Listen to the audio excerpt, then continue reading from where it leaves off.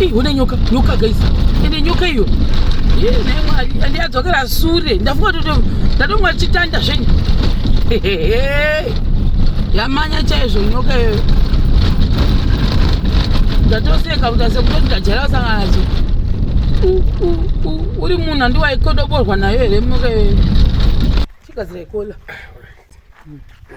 Changoperekedzwa na sister tambosvika paofu pamba apo ndinoonawo mhuri. Ndodzoka umai manje pasandi pava vatita ndodzoka. Chipfeka ijuzi ukwadapo kanishanda. So guys of the people tudono saka baba uko saka tuperekedza ini baba tuperekedza vadumbu kwanyika ndokwatukuvaperekedza baba ini etike kuri kutonora nhasi kwakutonaya usiku indotoipfeka saka apa ndatoti zvinochapecha negirini yangu iyi dumbu riri kutipo asi dumbu rangu zati rakudzoka futi ati dumbu rangu iro guys with the people chakakala haringambotadzi kuderera nekuchimechane but kwakutonora ndorakuitita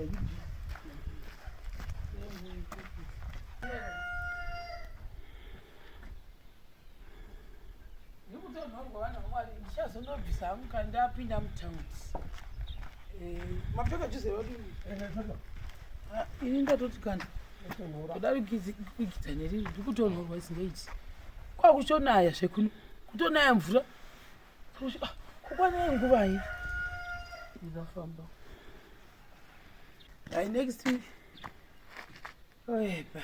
by next week guys ndiendawo mumarare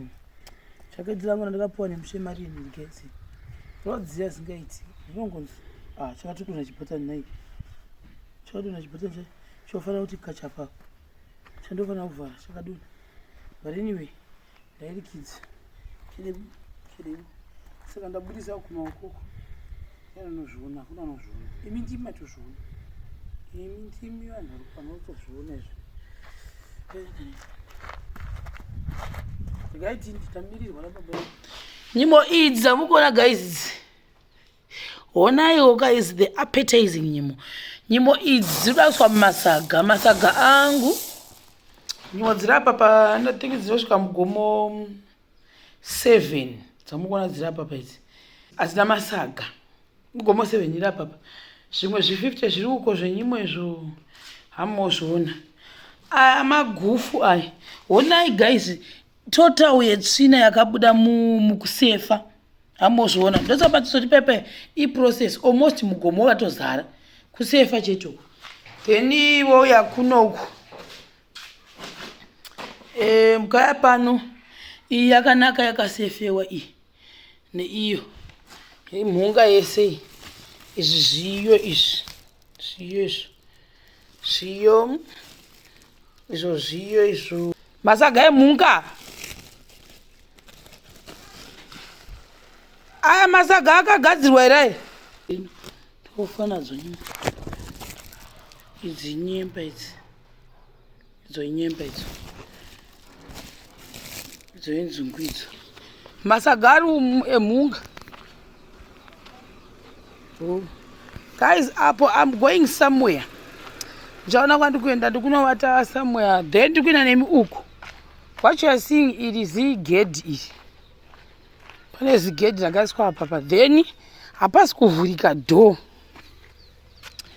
reason because honaiwo vanhu vajehovha yakutoda zvokudongoreresai chiri iyaya yakatozopengesa mwari pai pamusha saka zvine madepartment izvi tizi kuti ndo zvinonzi chii zvitanda zvitoko izvi neayaya akawanda kusvika muzasi umu ndeimba yese nemamwe ari uko akakurosa ndemasilingi guys kuda kuti baba vahwina silingi yavo vakaishushidza silingi yoyo hanzi silingi ngaitongoiswa saka baba vahwina silingi yavo congratulations makorokoto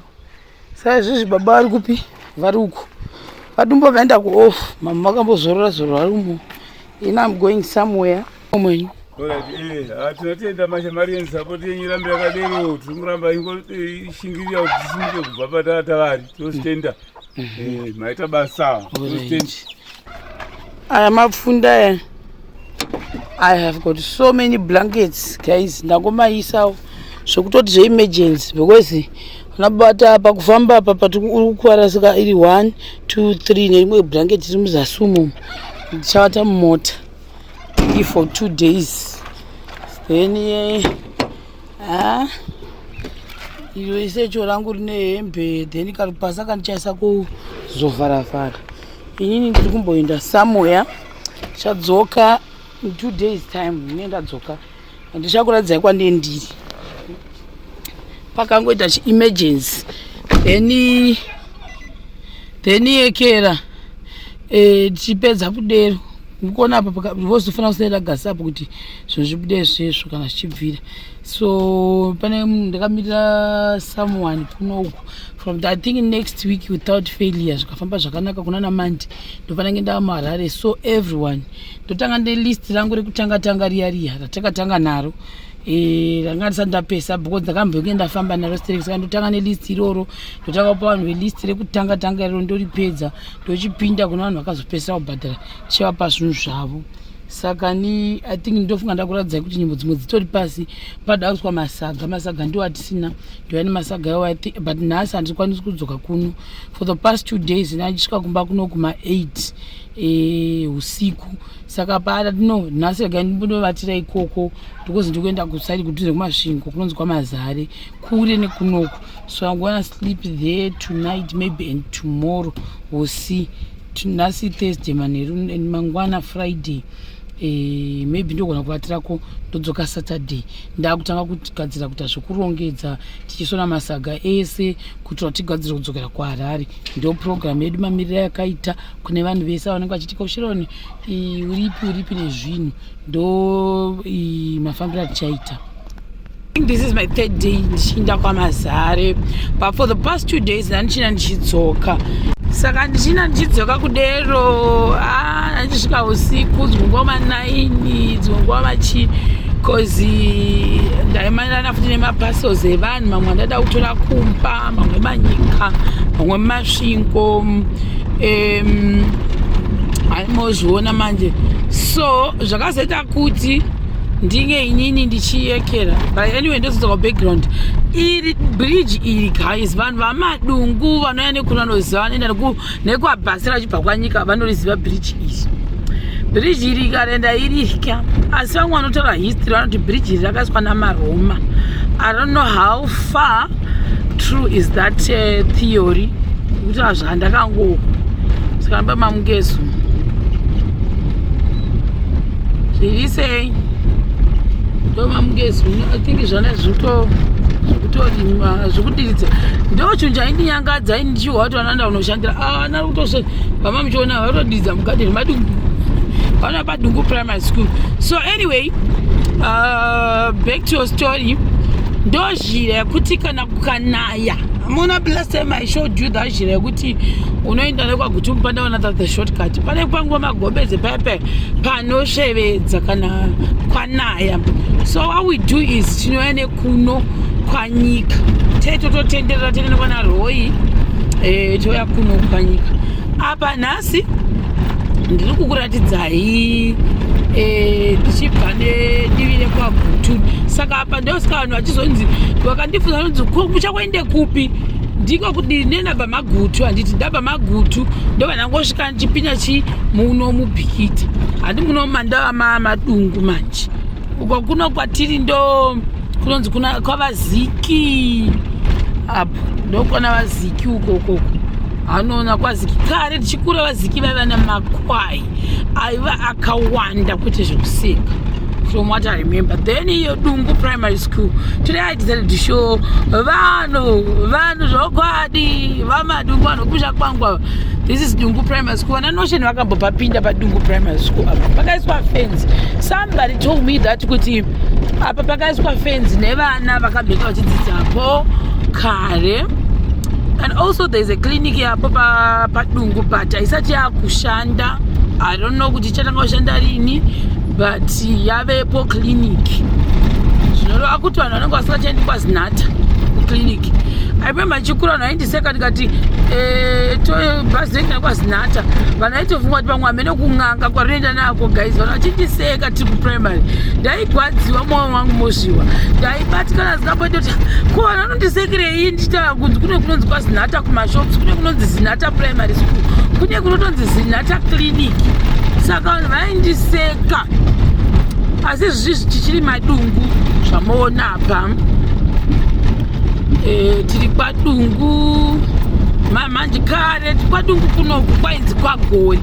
because kwaiva nechimwe chigayo 1 chaingovapo chaigayiswa handisi kuti mumwe wacho aigayisa ainzi gori here kana kuti muridzi wepamashopu ainzi gori pachigara vamwe ainzi mai Martin. Vanhu vamwari kare I remember napapa pakatanga vatenga zvimashopu zvavo kunoku madungu zvanyatsa kusimudza izvi zvimashopu awanda padungu ndovati generation dzinochinja nekuchinja zvokuti hatinambofunga kuti pachaita mashopusi panipapapa tichikura isu tichiti wakavata chinzi mbembaenda munovata kwadungu tichiuya tonovata mune chimwe chikichenja chiri papa gaizi ndaityaini ndainzwa kuti mwari wemazikava mazenzi mazipera achidira tichiti mwari wetofa here nhasi tofira kuno and also kwaiva nemapikoko but mapikoko handisiuziva kuti akaenda kupi mapikoko epavagondo apapo handisi kuti ati mazuva ndichambo maoni pikoko gaizi kuno kudzanziriko but ndakapesa kudziona kare ndozvigaya zvikuti pikoko idzo dzakaendepi kuti dzakazofa here amene dzakashuya so kumashops ndokwatava kunoku kliniki itori kuzasuko yakatorufiwa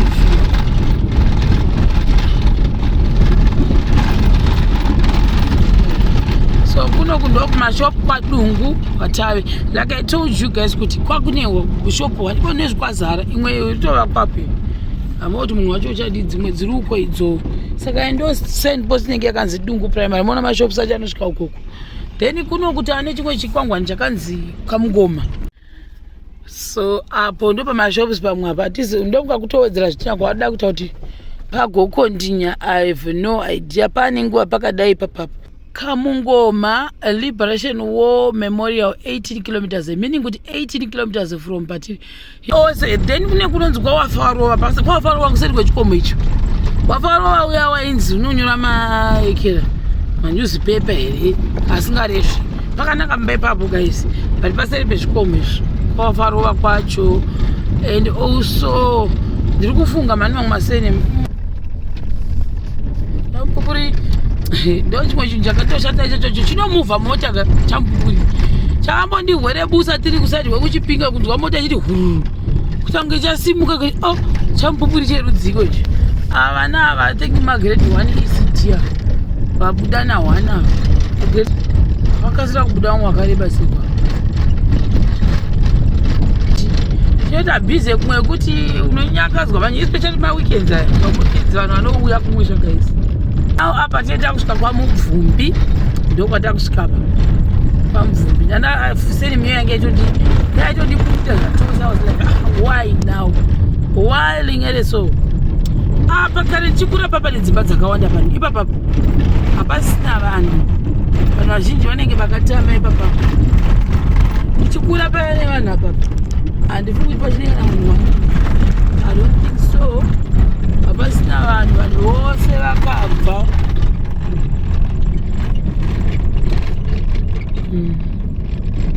vanhu vakabva vese vamwe vakashayikawo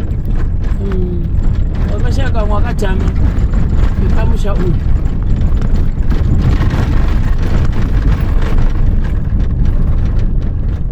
toenda apo